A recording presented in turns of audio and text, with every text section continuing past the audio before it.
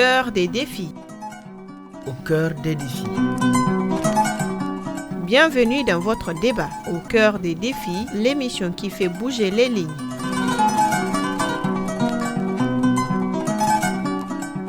Humanitaire, acteurs du développement, société civile et institutions se retrouvent ici pour confronter leurs idées, partager leurs expériences et bâtir ensemble un avenir meilleur. Au cœur des défis. Au cœur des défis.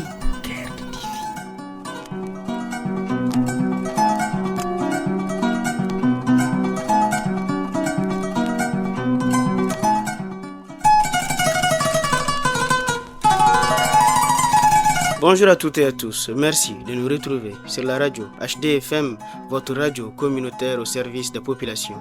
Bienvenue dans cette émission spéciale de votre débat au cœur des défis, l'espace où nous prenons le temps de regarder de près les réalités humaines, sociales et éducatives qui interpellent notre société. Aujourd'hui, nous parlons d'un sujet encore trop peu compris, parfois entouré de silence, de confusion ou de préjugés, l'autisme. Parler de l'autisme, c'est parler d'enfants qui ont des besoins spécifiques, de familles qui font face à de nombreux défis, mais aussi d'accompagnement, d'éducation, d'espoir et d'inclusion. Pour en parler, nous recevons une invitée engagée au quotidien auprès des enfants autistes et de leurs familles. Avec nous, en studio, nous avons la chance d'avoir Madame Aminata Kamara, directrice de l'école Sésame, une structure dédiée à l'accompagnement des enfants autistes. Madame Kamara, bonjour et bienvenue dans Au cœur des défis. Bonjour. C'est véritablement un plaisir pour nous de vous recevoir. Merci, le plaisir est partagé. Bienvenue dans votre débat Au cœur des défis, l'émission qui fait bouger les lignes.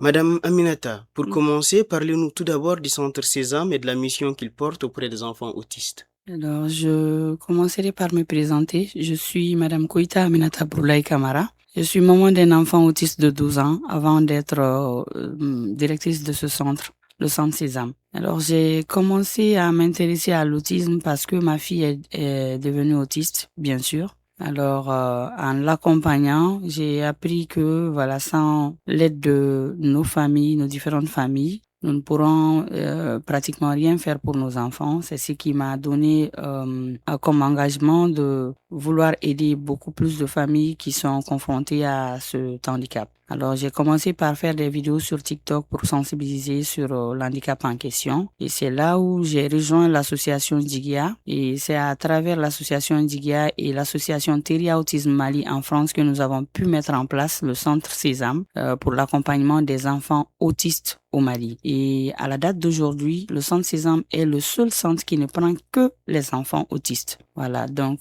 c'est déjà l'objet de la création du centre Sésame. Nous avons voulu un accompagnement spécifique pour nos enfants à besoins spéciaux, mais vu que les enfants autistes sont très imitateurs, ils imitent beaucoup, nous avons jugé nécessaire de créer un centre uniquement pour eux, pour éviter de les prendre d'autres handicaps en plus. Et le centre Sésame a pour objectif l'autonomie des enfants autistes, de les accompagner à être autonomes et dans les jours à venir pour pouvoir avoir une profession pour ces enfants, les accompagner à vie. Et aussi, le centre Sésame se bat également pour l'inclusion de ces enfants. Je vous signalerai que aussi à la date d'aujourd'hui, le centre Sésame est le seul centre à ma connaissance à faire des jumelages avec des écoles et pour pouvoir faire de l'inclusion des enfants autistes une réalité. Sans vous couper, c'est vraiment quelque chose d'extraordinaire. C'est comme si actuellement au Mali, vous êtes le seul centre qui accueille ces enfants autistes. Oui.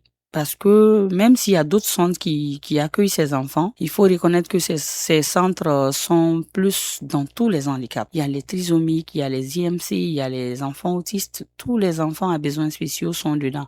Mais le centre Sésame est le seul centre qui ne prend que les enfants autistes. Spécifiquement les enfants autistes.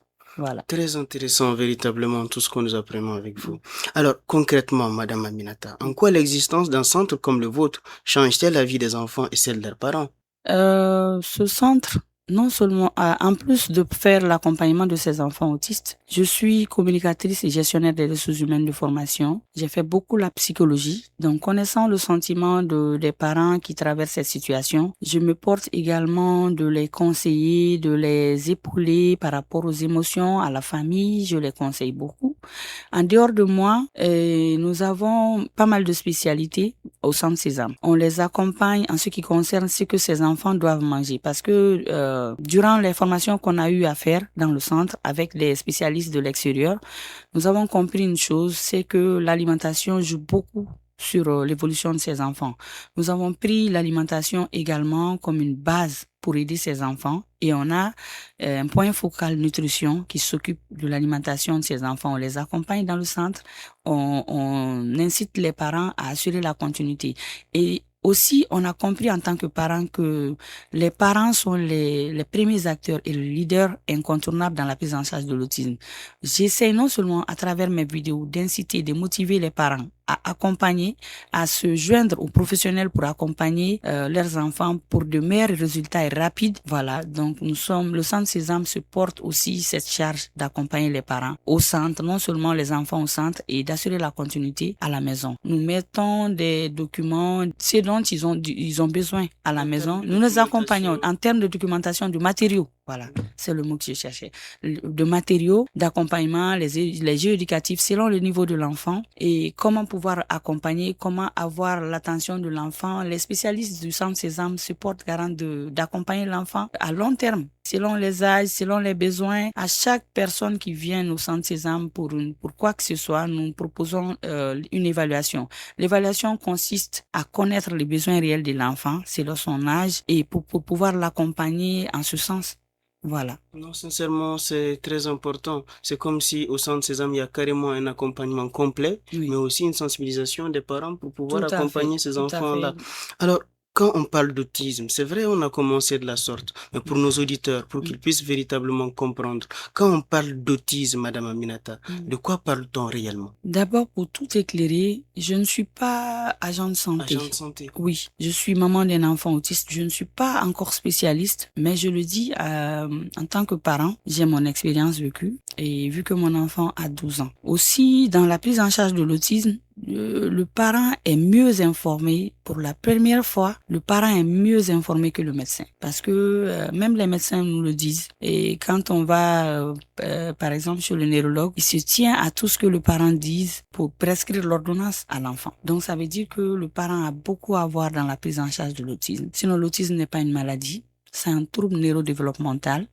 durable, apparaissant dans la petite enfance. Il se caractérise par des différences dans la communication, les interactions sociales, les comportements répétitifs et des intérêts restreints, ainsi que les particularités sensorielles, hypersensibilité. Ce n'est pas une maladie, encore moins une pathologie. Sans vous couper, c'est une erreur ce que nous faisons. Quand on considère cela comme une maladie ou une pathologie. Et malheureusement, j'ai l'habitude d'entendre même dire des agents de santé, l'autisme est une pathologie, l'autisme est une maladie. Ce n'est pas une maladie. Je suis d'accord qu'il y a certains cas, beaucoup de cas d'autisme qui sont accompagnés par des maladies comme l'épilepsie.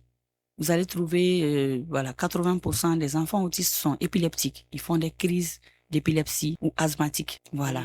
Mais l'autisme en tant que tel n'est pas une maladie. Donc c'est une erreur que nous commettons parce que quand on ne nomme pas bien les choses, on ne peut pas les traiter. Exactement. Et c'est ça l'erreur qu'on commet le plus au Mali. Alors, Madame Aminata, toujours dans la continuité pour permettre à nos auditeurs d'avoir une certaine compréhension, quels signes doivent pousser les parents à se poser des questions?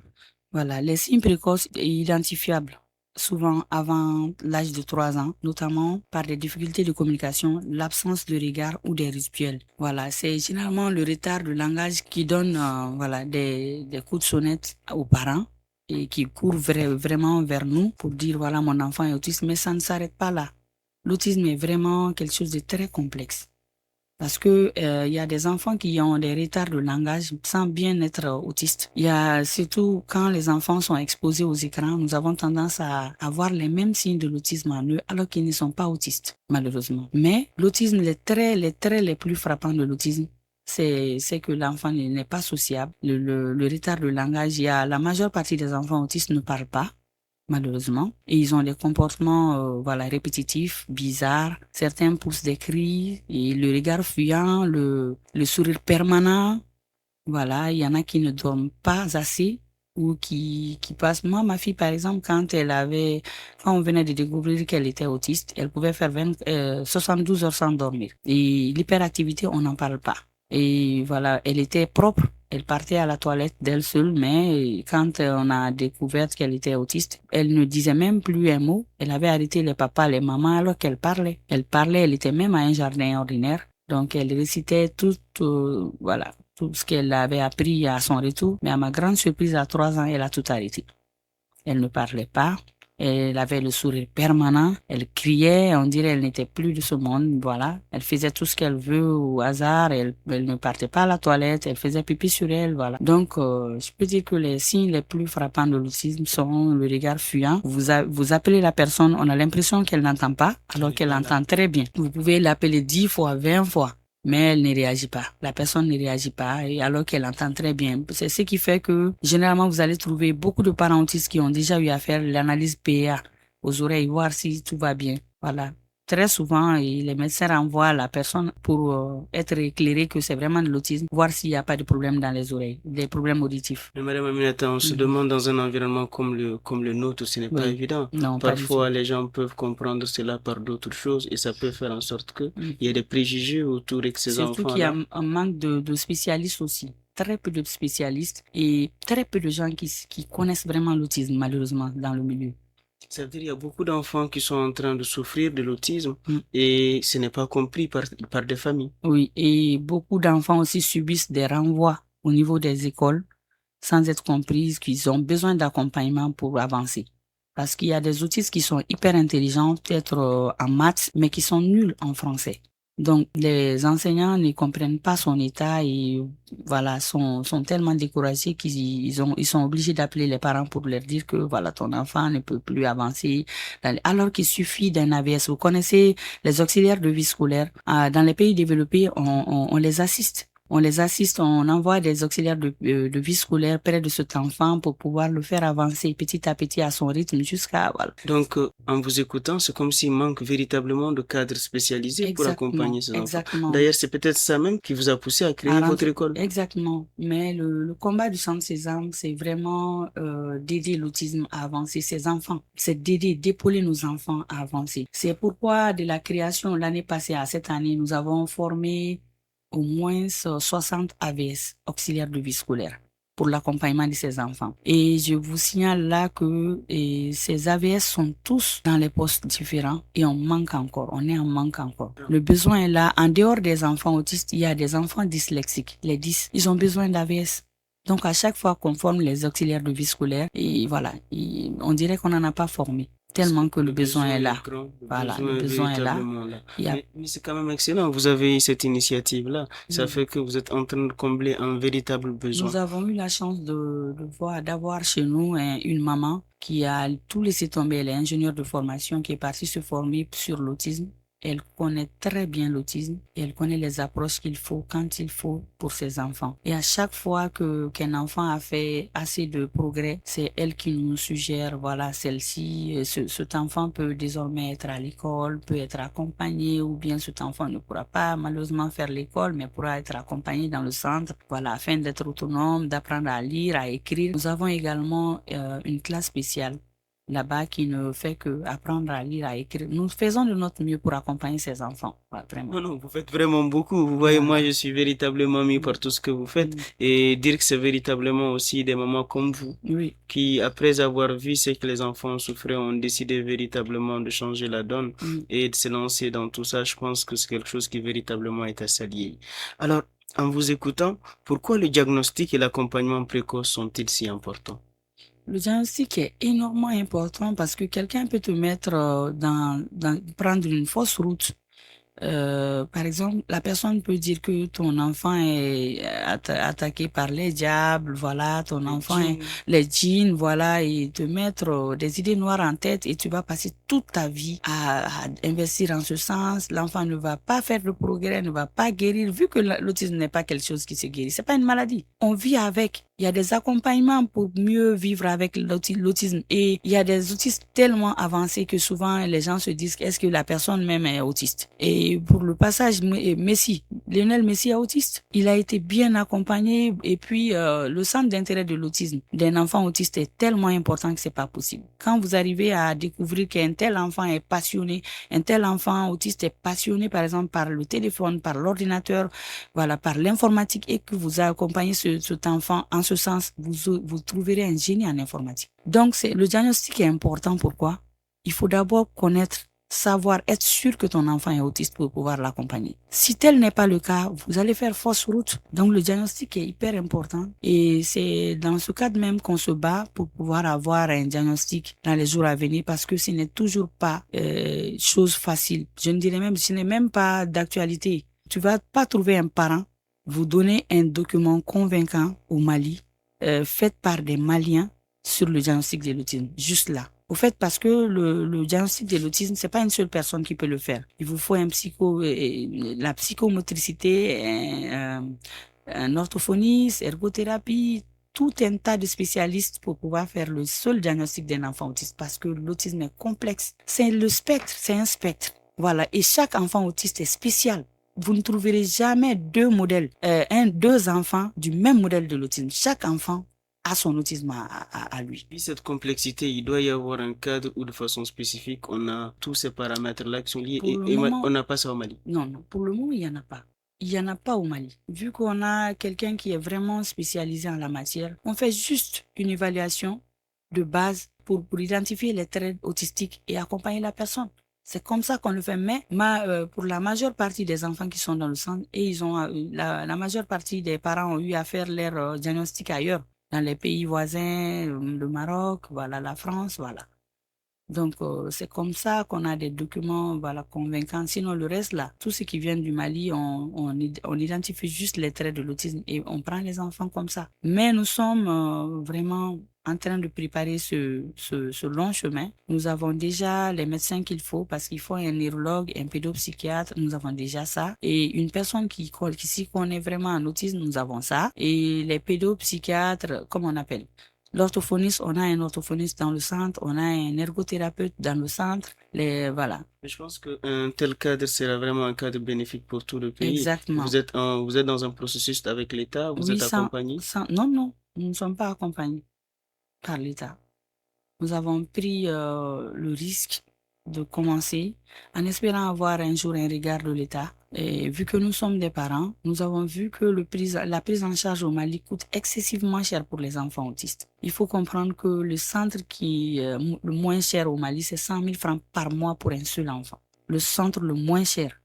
Et nous sommes en location. Nous avons essayé de voir le prix le moins cher, vu que les spécialistes qui prennent en charge les enfants, vraiment, on les paye cher. Donc, on a pris le prix 70 000 francs par mois. Et ça, c'est pas donné à tous les enfants et à tous les parents. Voilà.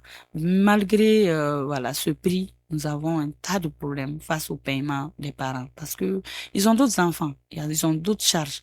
Donc, c'est comme ça que nous avons décidé de créer le centre Sésame pour prendre le prix le plus bas, vu que nous sommes aussi épaulés par les deux associations, qui nous aident en cas de problème, qui nous aident en cas de problèmes financiers surtout. Vu que nous sommes en location, les charges de l'enfant, les enfants passent la journée avec nous, ils mangent là-bas et voilà, tout est lié au paiement. Non, mais en vous écoutant, il y a beaucoup de choses à faire. Tout à fait. Il y a beaucoup de choses à faire et vous avez besoin de beaucoup d'aide pour pouvoir accompagner ces enfants. Tout à fait, exactement.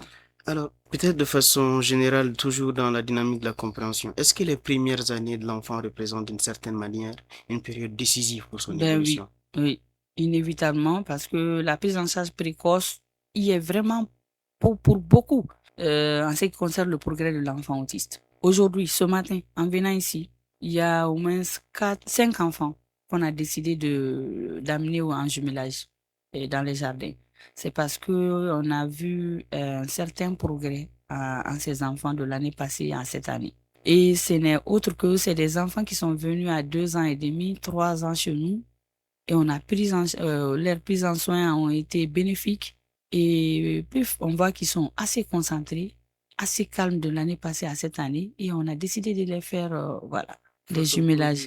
Voilà. Et je peux dire que les parents qui sont venus avec ces enfants, leurs parents, s'ils avaient voulu attendre, voilà, il n'est qu'à 3 ans, il n'a que 2 ans, on va voir, il y a certains parents. Non, non. Et moi-même, j'ai parlé en retard. Mon enfant. Ouais, c'est comme ça que les parents raisonnent. Certains parents raisonnent. Donc, est-ce que si ces parents, je me pose la question, ils avaient attendu l'année prochaine pour venir, ils allaient pouvoir inclure leur enfant comme ça? Non. On allait trouver l'enfant en train de courir, crier partout, même cette année.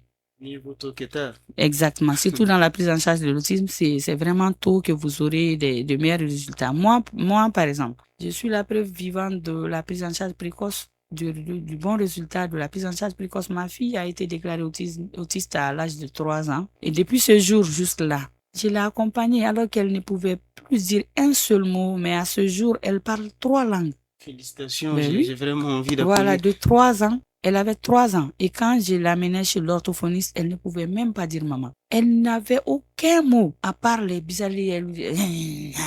C'est tout. On dirait qu'elle était vraiment devenue comme une bête sauvage. Je vous assure. Et chaque fois, j'ai l'habitude de le dire aux parents qui viennent dans le centre que malheureusement, j'ai pas fait de vidéo sur ma fille en ce moment. Sinon, si j'avais montré cette vidéo, ils allaient savoir que leurs enfants vont faire des progrès s'ils prennent soin des prises en charge. Ma fille, voilà, elle a évolué lentement mais sûrement parce que j'ai compris que elle est différente. J'ai d'abord fait le deuil de l'enfant parfait et j'ai compris que je devais l'accompagner, être là pour ses progrès. Je l'ai accompagnée, je partais, j'ai tout laissé tomber. Je ne pouvais plus travailler, donc j'ai dû abandonner ma carrière professionnelle. Je me suis dit chaque matin, s'il faut que je l'amène chez l'orthophoniste et aller la prendre à 16 heures. Les endroits étaient vraiment éloignés. Non, c'est pas donc évident. voilà. Mais je me suis donné à fond. Au bout d'1 an, ma fille a commencé à prononcer des mots. Elle a fait 3 ans sur que des mots, sans des phrases. Mais quand elle a eu 10 ans, elle a pu débloquer des phrases. Et là où elle parle le bambara, le français et l'anglais. Non, sincèrement. Elle arrive à exprimer ses douleurs, elle arrive à chanter, à danser, à parler, à écrire. Elle est à l'étape de l'écriture maintenant, elle lit bien. Non, mais c'est des choses qui font vraiment plaisir à entendre et votre exemple peut être une source d'inspiration pour tous ces parents-là. Mais quand vous dites vous avez fait le deuil de l'enfant normal, ça veut dire que les parents aussi doivent passer par certaines étapes comme l'acceptation de la situation pour pouvoir comprendre. C'est le plus dur parce qu'il y a beaucoup de parents qui n'acceptent pas la situation, oui, qui se voilent la face complètement, ils sont dans le déni. Ça peut être des papas comme des mamans, il y a des papas même qui se bagarrent avec la maman. Mon enfant n'a rien, c'est toi qui es en train de tout mettre en tête, voilà. Et malheureusement, quand ça va se confirmer à l'âge de 7 ans, ils vont regretter parce que à 7, 8, 9 ans, et le progrès qu'ils devaient faire, voilà, il ne va pas arriver, voilà, ne sera pas fait. Même si l'enfant peut faire des progrès, c'est vraiment, ses chances ont déjà été minimisées. Voilà, donc l'acceptation, c'est vraiment quelque chose. Non, mais on apprend énormément avec vous et je suis certain que les auditeurs de la radio HDFM apprennent également énormément de cette émission-là. Alors, dans cet accompagnement que vous faites, quelles sont les formes d'accompagnement au niveau de votre centre proposé par votre centre? Je reformule. Quelles sont les formes d'accompagnement proposées par votre centre? Au centre Sésame, nous proposons l'éducation spécialisée. L'éducation spécialisée se base sur l'attention de l'enfant, l'attention conjointe surtout. Voilà. Donc, le fait qu'on appelle un enfant autiste au début, il ne réagit pas à son nom. Et à travers les séances de l'éducateur spécialisé, l'enfant arrive à être tranquille, à s'asseoir, à ne plus être aussi actif, à apprendre à s'asseoir, à être correct, à répondre à son nom, à l'appel, voilà, au regard, même pas en parlant, parce que c'est pas tous les enfants autistes qui peuvent parler malheureusement, mais à réagir à leur nom. Par exemple, quand tu vas appeler Bintou, ma fille c'est Bintou, elle va vous regarder, voilà, vous montrer que j'ai compris que vous m'appelez, elle va venir vers vous. Donc c'est le travail de l'éducateur spécialisé et on a une éducatrice spécialisée dans le centre. Le centre propose également les services de l'orthophonie. L'orthophoniste se base sur la parole de l'enfant, mais beaucoup de parents pensent que en faisant l'orthophonie, il faut obligatoirement que l'enfant puisse parler, alors que c'est pas obligatoirement le langage verbal l'objectif. Beaucoup d'enfants peuvent parler, montrer, ils peuvent bien communiquer sans parler, je veux dire, à travers les images. En général, les pays développés, on communique beaucoup avec les images, même à la maison. Ils accrochent quand l'enfant veut aller faire pipi. Il n'arrive pas à le dire, il va montrer. Voilà. Donc ça, c'est le travail de l'orthophoniste. Et nous avons un orthophoniste, nous même 2 au centre Sésame. Un permanent et l'autre à temps partiel. Maintenant, l'ergothérapie. Nous avons 3 ergothérapeutes dans le centre Sésame. L'ergothérapie, c'est vraiment l'autonomie de l'enfant, pouvoir travailler avec les mains. Il y a des enfants autistes qui n'arrivent pas à travailler avec la main. Au début de l'année passée, nous avions un cas qui ne prenait jamais la nourriture avec sa main.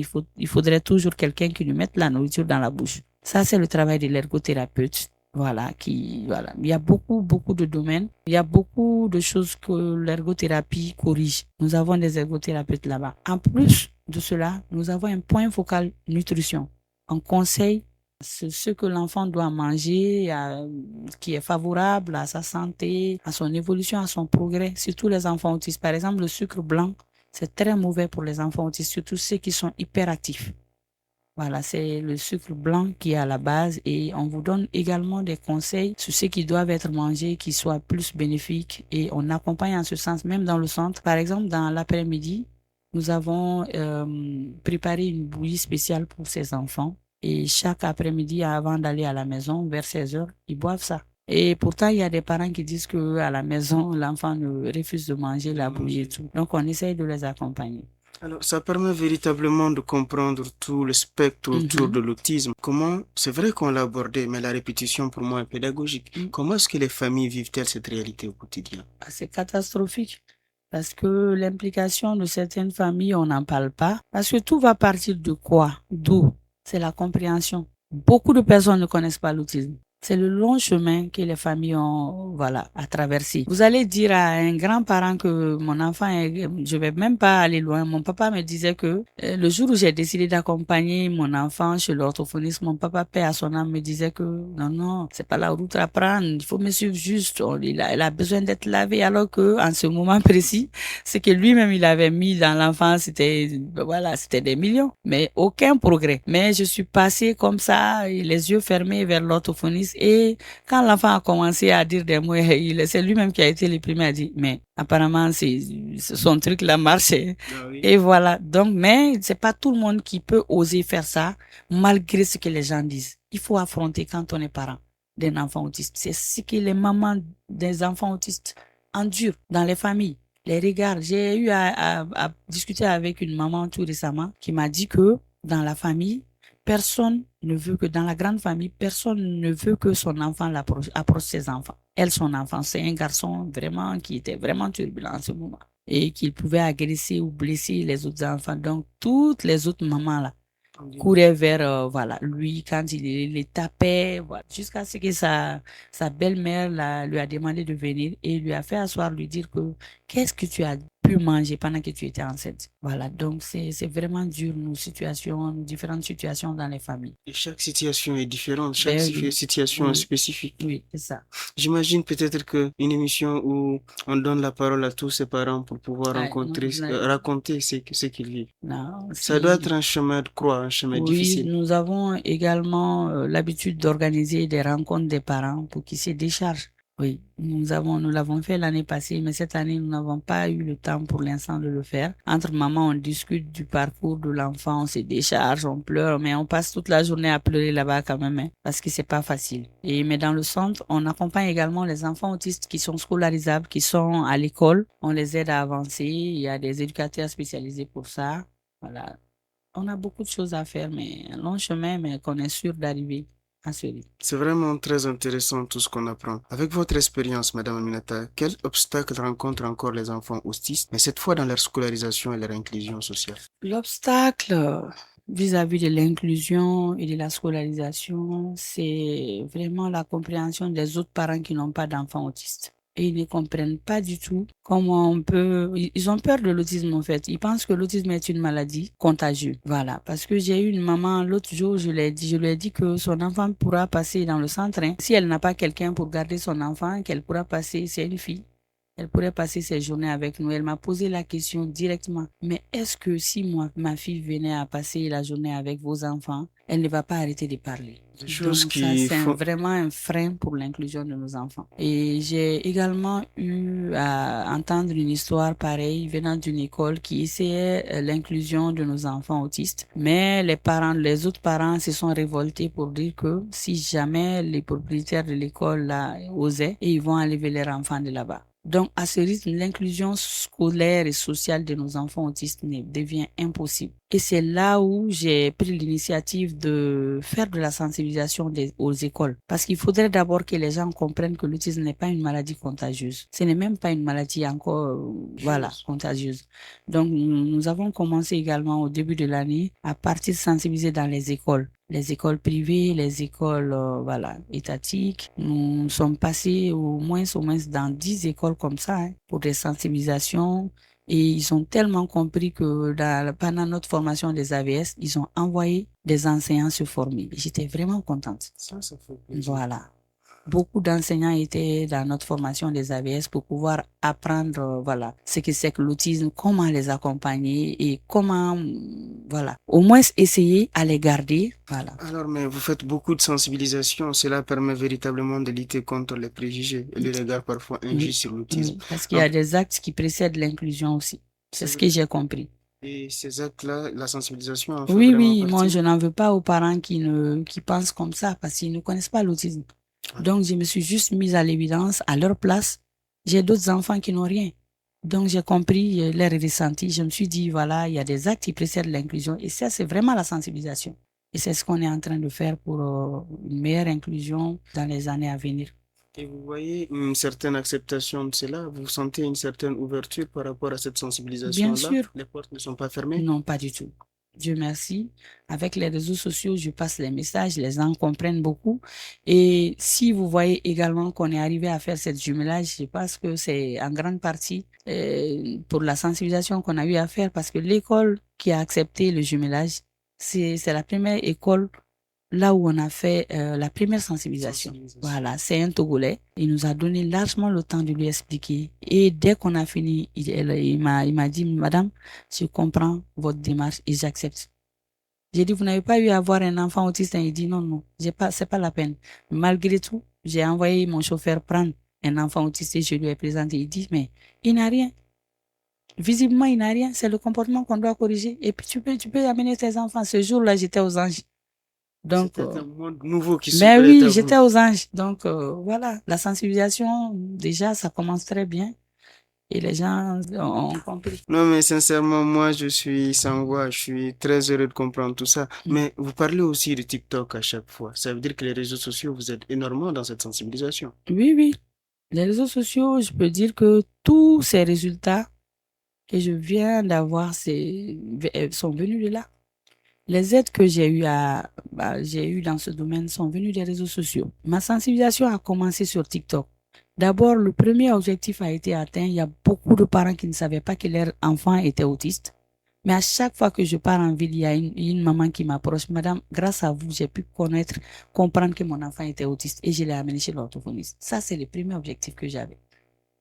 Et ça, c'est atteint. C'est un objectif Oui. atteint. Ou bien, vous allez trouver des parents qui envoient mes vidéos à leur fille. Va voir ton enfant, il a ces signes. Va voir ceci. Je pense que l'enfant a ceci. Et 80% des cas sont autistes. Beaucoup de parents viennent chez nous dans le centre qui ont vu mes vidéos. 80% sont des enfants autistes. Donc, les réseaux sociaux, ils sont vraiment pour beaucoup. Si vous voyez que j'ai osé le centre, que l'association, nous a aidés. C'est l'association qui a fait, les deux associations ont fait. D'abord, la deuxième association, c'est à travers mes vidéos que l'association a été mise en place. C'est l'association Teria Autisme Mali. C'est une maman qui a un enfant autiste qui me suivait, m'a appelé, pour que je puisse vous aider davantage. C'est eux qui nous envoient les matériaux de travail. Chaque année que je fais. Nos enfants travaillent avec des matériaux de la France et rien, nous on ne paye pas. On nous envoie ça en barigo chaque année. Et c'est venu des vidéos. La maman m'a contacté et m'a dit, on va créer, si vous êtes d'accord, bien sûr, une association et connexe à votre association qui pourra vous aider. J'ai dit oui. Et la dame en question est partie, mettre l'association en place. Et juste là, c'est notre seul support. Ça, on peut véritablement dire que les réseaux sociaux ont un grand pouvoir Oui, oui. et qu'on a Même beau... l'association du Mali que j'ai adhéré, qui a créé le centre, et l'association Indigia, c'est à travers les réseaux sociaux qu'ils m'ont connu. Ça trouvait que j'avais déjà l'intention de mettre mon association en place. Je me suis dit, pourquoi ne pas aller les écouter? Quand je suis allée les écouter, j'ai vu qu'on a les mêmes objectifs. Ce n'est que des parents qui ont des enfants autistes. Et ils ont beaucoup travaillé, mais malheureusement, ils n'ont pas pu mettre un centre en place. Donc, je les ai rejoints dès l'instant et après, ils nous ont demandé les gens qui me suivent sur TikTok, qui sont au Canada, aux États-Unis, et je les fais rejoindre l'association au Mali aussi. Ils nous ont demandé quels sont nos besoins réels. J'ai dit, mais les prises en charge coûtent énormément cher, excessivement cher. Si toutefois les deux associations pouvaient mettre un centre pour leur prise en charge, nous nous porterons garant de diriger le centre. Ils n'ont pas hésité à un seul instant. Ils m'ont fait confiance à travers mes vidéos et tout. Et ils ont mis le centre en place. Et nous sommes 3 mamans à gérer le centre. Nous avons, comme je l'ai dit, nous avons mis nos carrières professionnelles de côté. Nos enfants en bénéficient, donc c'est nous qui en bénéficierons. Non, le sacrifice en vaut véritablement la peine. Disons que vous avez mis vos carrières en pause. En pause. En attendant. Mais sincèrement, félicitations à vous pour le travail que vous faites et pour tout ce que vous apportez. Merci. Maintenant, nous arrivons à la partie des progrès possibles et des raisons d'espérer. Quels résultats ou évolutions positives observez-vous de façon générale chez les enfants qui sont suivis dans votre centre? Les enfants qui sont suivis dans le centre Sésame ont fait en général d'énormes progrès de leur venue à aujourd'hui. Comme je l'ai dit, c'est ce qui m'a fait prendre aujourd'hui même la décision d'envoyer 5. Non, le jumelage a commencé depuis le début de l'année, mais il y a 5 autres enfants qui ont pu se joindre à eux. Ça veut dire que ces 5 autres enfants ont pu être attentifs, ils ont pu être calmes, ils ont pu être, oui, c'est ça, moins actifs pour être mélangés aux autres enfants qui n'ont rien. Donc, ça veut dire que le centre travaille beaucoup parce qu'avec les enfants autistes, pour avoir un seul résultat, ça peut partir au-delà d'une année. Hein. Juste pour avoir l'attention conjointe d'un enfant autiste, c'est pas chose donnée à un clin d'œil. Il faut un temps. Il faut un temps énorme. Pour qu'un enfant autiste apprenne ce que c'est que A, il faudrait faire des graphismes, c'est-à-dire les pointillés. Prendre sa main, la guidance totale s'il le faut. Prendre sa main pour tracer au fur et à mesure, l'enfant pourra le faire de lui seul, peut-être en zigzagant. Après, en le faisant normalement, c'est des tas d'étapes à surpasser. C'est un travail immense. Oui, c'est pas comme si tu viens écrire pour un enfant qui n'a rien. Ah, ça c'est A. Tu comprends maintenant ce que c'est qu'A? Oui, ça c'est A. C'est pas comme ça. Vous pouvez sur la seule lettre A, vous pouvez faire des mois dessus. Ça devient compliqué. Voilà. C'est vraiment un travail très complexe. Oui, oui. Alors, j'ai envie de vous poser la question. Y a-t-il des moments, des gestes ou des progrès particuliers qui vous rappellent dans votre travail que chaque avancée compte et qu'il ne faut jamais perdre espoir? Est-ce qu'il y a des moments dont vous êtes véritablement fier, des moments où vous essayez et vous dites, ce moment-là, véritablement, explique pourquoi j'ai décidé de m'impliquer dans ce travail? Je suis fière de la maman que je suis, mais je suis fière du résultat de l'année passée à cette année. Juste en voyant le nombre important du personnel du centre Sésame. Vous savez, quand on venait dans le centre Sésame, on était juste 3 personnes, une éducatrice spécialisée, moi en tant que maman et l'autre maman qui est ingénieure, celle qui est formée pour l'autisme. On est venu avec un paquet de feuilles A4. On s'est mis à dessiner pour décorer les salles. On n'avait rien, pas d'imprimante, rien du tout, absolument rien. On est juste venu, on a dit, on va partager les classes en 3, juste une seule spécialiste. Toi, tu vas prendre tous les enfants à tour de rôle. Moi, je gère une classe, bien que je ne sois pas éducatrice ni rien. L'autre, tu gères une classe. Et on est venu, on a foncé. On n'est pas payé, on n'avait pas de personnel qu'on pouvait payer à part le gardien. Je vous assure. Donc, l'année passée, c'était comme ça. Et quand il y avait une dépense, on se regardait, on cotisait, on payait. C'était comme ça. Mais quand on est venu s'installer, on avait dit qu'on ne pouvait pas dépasser une vingtaine d'enfants. Mais l'année passée, on était à 25 enfants. Cette année, on a refusé des enfants. Là, j'étais déjà fière. Ça veut dire qu'on a été vraiment bien perçu par le Malien en général. Et l'année passée, à cette année. Parce que c'est les résultats qui parlent. C'est vrai. C'est pas les paroles là que les gens prennent. Voilà, chacun se dit des bonnes choses d'elle, mais de lui, mais pas, voilà, c'est les résultats qui parlent surtout dans ce milieu. Donc, si vous voyez le nombre élevé d'enfants et le nombre de personnel surtout qui est à 25 là où je suis. Nous avons 27 comme personnes, 27 personnes au centre Sésame qui travaillent à temps plein pour le centre, pour les enfants. De 3 à 25, c'est Oui, vraiment salié comme chiffre. exactement. Et pour signaler que dans les pays développés, pour la prise en charge des enfants autistes, c'est un spécialiste pour 2 enfants. Normalement, si c'est une monitrice ou quelque chose, voilà, quelle qu'en soit la spécialité, il faut, à chaque fois, à chaque adhésion de 2 enfants, il faut recruter une personne.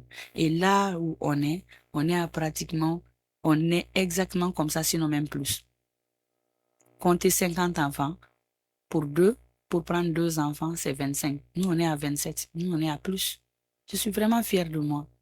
Voilà. C'est-à-dire qu'au-delà de faire, vous faites bien les choses. Exactement. Et ça, c'est véritablement à s'allier. Comme vous le dites, c'est vraiment les résultats qui parlent. compte. Et vous voyez, on dit quoi que tu rêves d'entreprendre, commence-le. L'audace a du génie, du pouvoir et de la magie.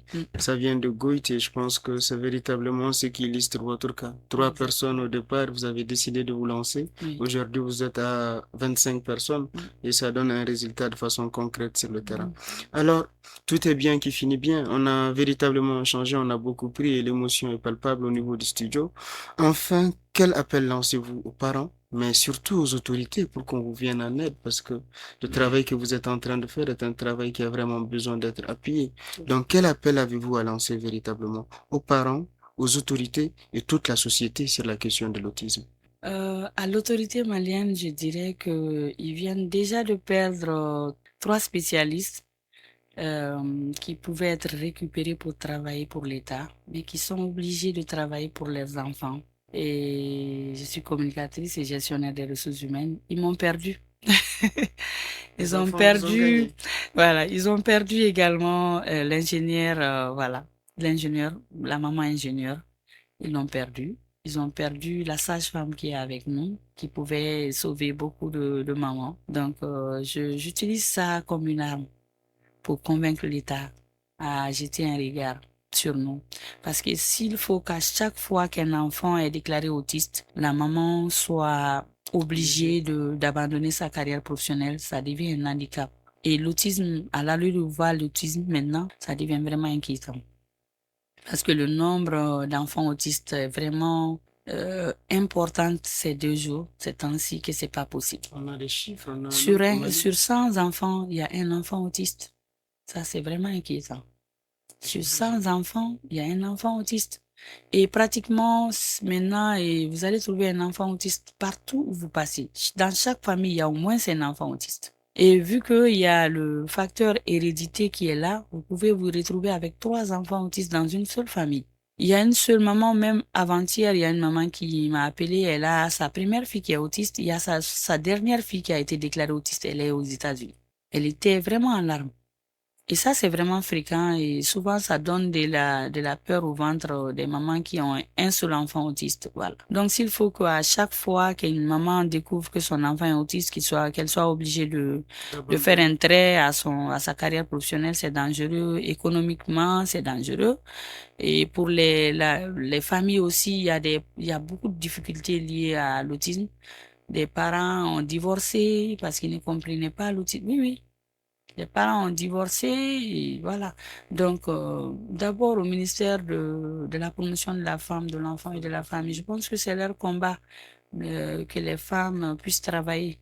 Donc, ils cherchent des solutions. Nous sommes en location. Le centre Sésame est en location. Et jusqu'à quand pourra-t-on tenir? C'est ça la grande question que je me pose chaque jour. Et vu que nous sommes à un prix très abordable par rapport aux autres, ils doivent vraiment nous aider, nous épauler, ou même, ce qui est vraiment mon objectif, c'est de créer un centre de prise en charge pour les enfants autistes, comme pour les drépanocytaires. Par exemple, quand vous savez ou bien que vous avez un doute que votre enfant puisse être autiste, vous avez un endroit où vous dirigez.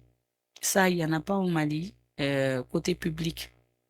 Et le Malien, voilà, n'a pas les moyens d'accompagner son enfant autiste, bien que la volonté soit là. Mais la volonté, elle seule ne suffit pas. ne suffit malheureusement pas.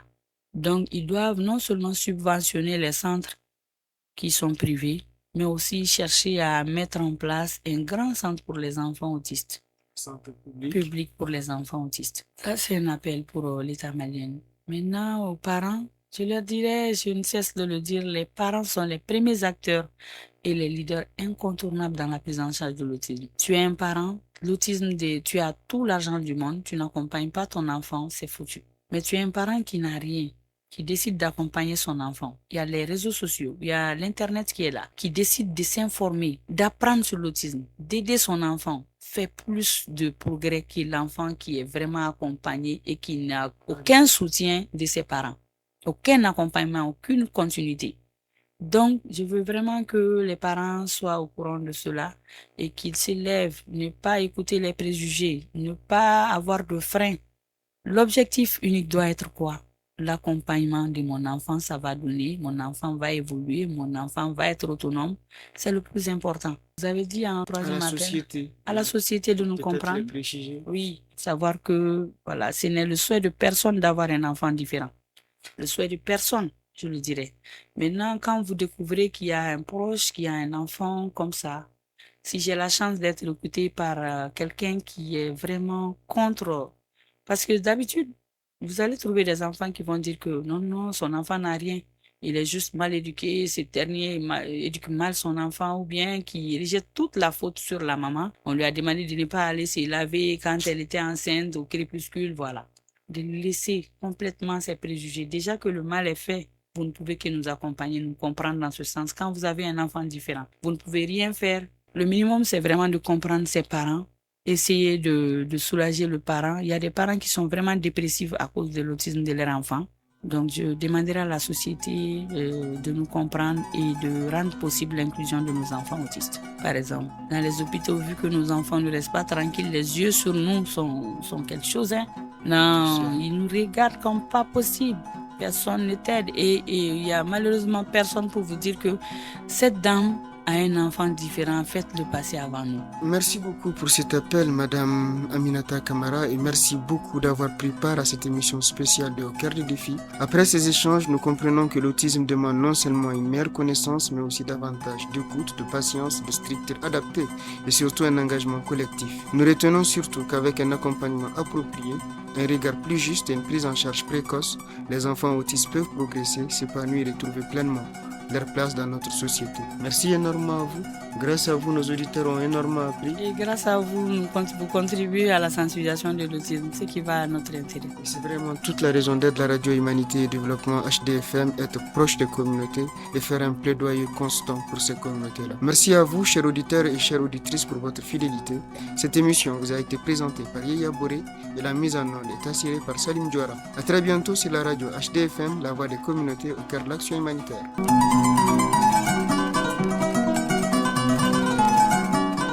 Au cœur des défis. Au cœur des défis. Au cœur des défis, l'émission qui fait bouger les lignes.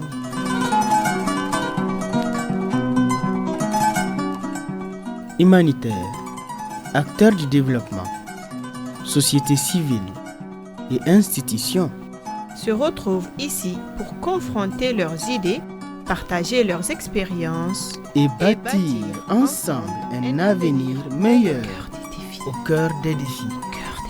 Au cœur des défis.